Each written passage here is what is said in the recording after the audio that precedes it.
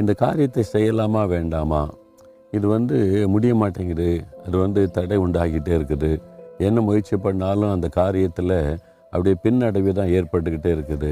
எப்படி இதை செய்கிற, இந்த ஊழியத்தை செய்யலாமா, பிஸ்னஸை செய்யலாமா, வேலை காரியத்தை செய்யலாமா, திருமண காரியத்துக்கு முயற்சி எடுக்கலாமா, எல்லாமே தடை மாதிரி தெரியுது, இதெல்லாம் நடக்குமா அப்படின்ற எண்ணத்தோடு சில காரியத்தை குறித்து குழம்பி கொண்டு இருக்கீங்களா? ஆண்டவர் சொல்கிறார், என் மகனே என் மகளே, திடமனதாக இருந்து காரியத்தை செய். எதுக்கு பயப்படுற? நான் உனக்கு துணை இருக்கிறேன். உத்தமனா நீ இருக்கிறல்ல, அப்போ நான் உனக்கு துணை நிற்பல்லன்னு ஆண்டவர் சொல்லுகிறார். பிறகு எதுக்கு நீங்கள் பயப்படணும்? ஊழிய காரியத்தை நல்லா நடத்துங்க, வீட்டு காரியத்தை நடத்துங்க, பிஸ்னஸ் காரியத்தை நடத்துங்க, உன்னுடைய எதிர்கால காரியம், படிப்பின் காரியம், திடமனதாக இருந்து உனக்கு என்ன முடியுமோ அதை செய். நான் உனக்கு துணை நிற்கிறேன்னு கர்த்தர் சொல்லுகிறார்.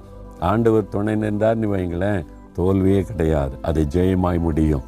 நீங்கள் வெற்றியோடு செய்து முடிச்சிருவீங்க. பாருங்கள், இனி தடெல்லாம் வராது, காரியங்கள் நிறைவேறி முடிஞ்சிடும். விசுவாசிக்கிறீங்களா?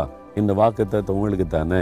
இன்னைக்கு ஆண்டவர் அற்புதம் செய்வார். இன்றைக்கு செய்ய ஆரம்பிங்க, திடமனதாக காரியத்தை நடத்துங்க, படிக்க ஆரம்பிங்க, செய்ய ஆரம்பிங்க, காரியத்தை ஆண்டவர் ஜெயமாக்கி தந்துடுவார். தகப்பனே, நீர் எங்களுக்கு கொடுத்த இந்த வாக்குத்தத்தத்திற்காக ஸ்தோத்திரம். திடமனதாக இருந்த நாங்கள் காரியத்தை செய்வோம். இனி நாங்கள் முன்வைத்த காலை பின் வைப்பதில்லை. நான் அதை செய்து முடிக்க நீர் எங்களுக்கு துணை நிற்கிறதற்காக ஸ்தோத்திரம், ஸ்தோத்திரம். இயேசுவின் நாமத்தில் ஜெபிக்கிறோம் பிதாவே, ஆமென்.